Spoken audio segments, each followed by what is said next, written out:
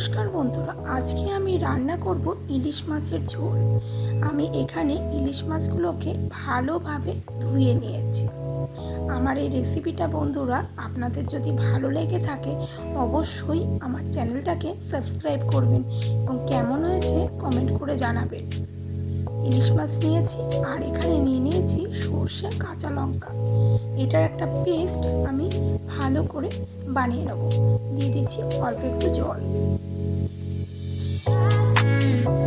একটা পেস্ট বানিয়ে নেব। আর এদিকে কড়াই বসিয়ে দিয়েছি আর ইলিশ মাছগুলোকে আমি লবণ হলুদ মাখিয়ে নিচ্ছি। এখন কড়াই বসিয়ে দিয়েছি, দিয়ে দিচ্ছি সর্ষের তেল। সর্ষের তেল ভালোভাবে গরম হয়ে গেলে ইলিশ মাছগুলোকে একে একে তেলের মধ্যে দিয়ে দিচ্ছি। প্রথমে 4 পিস মাছ আমি ভালো করে ভেজে নেব। গ্যাসের ফ্লেম দিয়েছি মিডিয়ামে।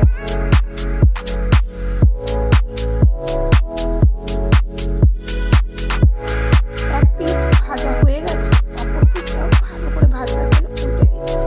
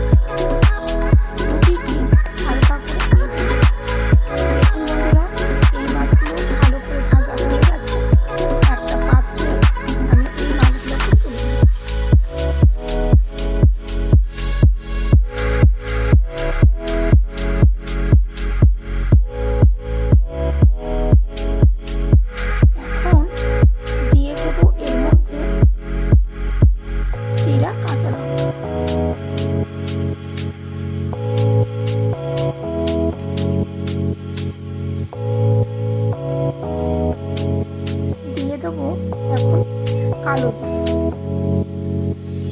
এই কালো জিরে আর কাঁচা লঙ্কা দিয়ে ইলিশ মাছের পাতলা ঝোল খেতে খুবই ভালো লাগে। এখন এর মধ্যে দিয়ে দেব সর্ষে, কাঁচা লঙ্কা বাটার পেস্ট। দিয়ে দিচ্ছি সর্ষে, কাঁচা লঙ্কা বাটার পেস্ট।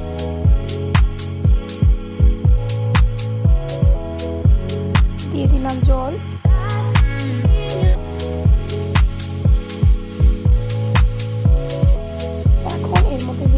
হলুদ গুঁড়ো,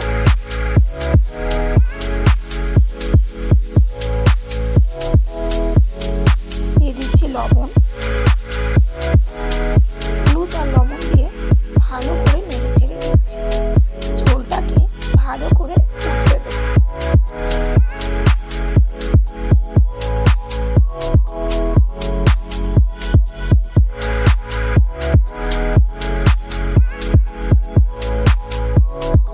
দেখুন বন্ধুরা, ঝোল ফুটতে আরম্ভ করে দিয়েছে। ঝোলটাকে আর 5 মিনিট ভালো করে গ্যাসের ফ্লেম হাইতে দিয়ে ফুটিয়ে নেব। এখন এর মধ্যে দিয়ে দেবো ভেজে রাখা ইলিশ মাছগুলো। ইলিশ মাছগুলো একে একে তেলের মধ্যে দিয়ে